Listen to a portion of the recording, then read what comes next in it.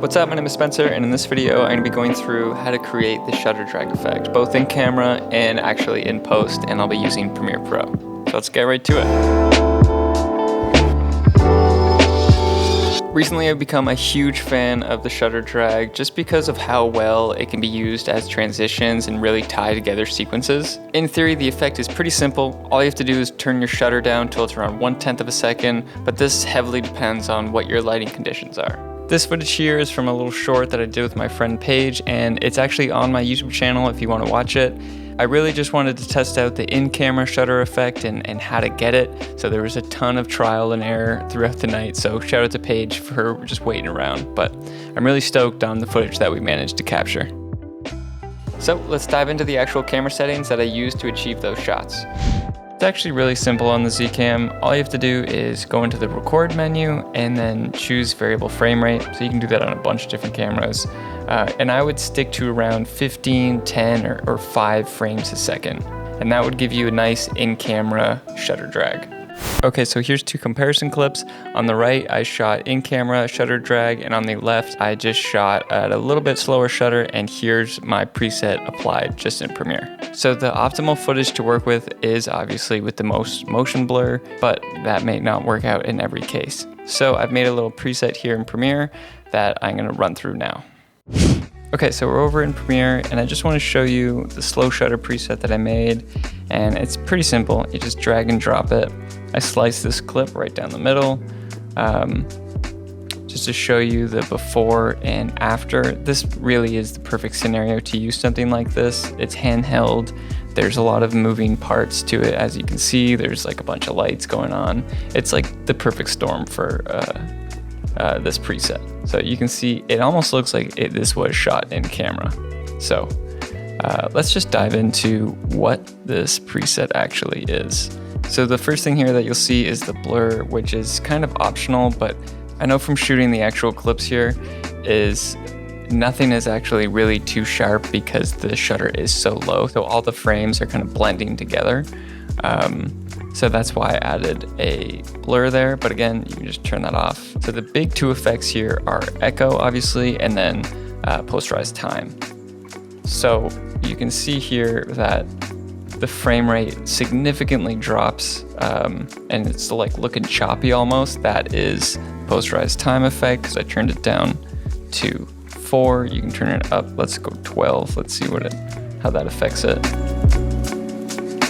See how that's already looking like a little bit too smooth almost, because now it's playing back at 12 frames a second, which is, I would say anywhere between 4, maybe all the way up to 10. And again, it really depends what clip you're looking at.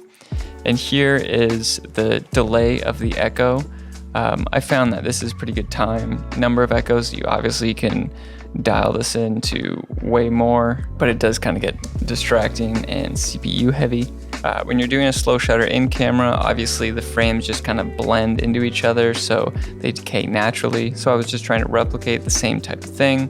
And then I turned the operator to maximum, just again to blend everything in together, because they can get pretty gnarly depending on what you choose. And I'm just telling you this because these are all things that you can change to kind of figure out what best works for your clip. So I have a few clips on the timeline here that I'll go through, and they're all pretty different. Okay, so here's the next clip. We just got a couple embracing. This is playing back kind of in real time. So obviously, even with the posterized time, it doesn't look right. So let's bring it back to slow motion. One of the things I like to do is actually turn on frame blending, and that way it kind of, blends the frames together.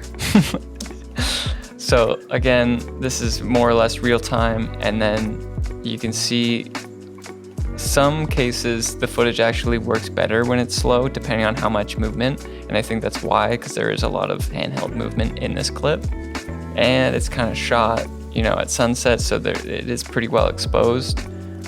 It might actually work even better if I drop the exposure. Something like this clip, I would actually turn up the blur just to really sell it, because this clip is so sharp, and if you were to do that in camera, that obviously wouldn't happen. So turning up that blur effect on this clip would definitely help. Okay, let's just go to the next one. And right out of the box, I would say that this the preset works pretty well. And just a quick note too is you can still go into a clip's speed settings and change it to frame blending without actually changing the speed or anything. I pushed the delay of the echo even more in this clip because there wasn't too much movement. So depending on what your clip actually has, that's definitely something to look at there. Okay, next one we got. Horrible example because it's a locked off shot. These are the scenarios that like pretty much won't work. Sure, the slow shutter actually looks like it's working on them, but it just looks like you're a bad videographer. And you can see how much a little bit of movement makes. Even though this still is slow motion and it's pretty much locked off because I'm just standing there holding it. But the little bit of movement in the trees and things just from me holding the camera makes a massive difference. So I hope that gives you a solid base to start with, and thanks for watching. See you in the next one.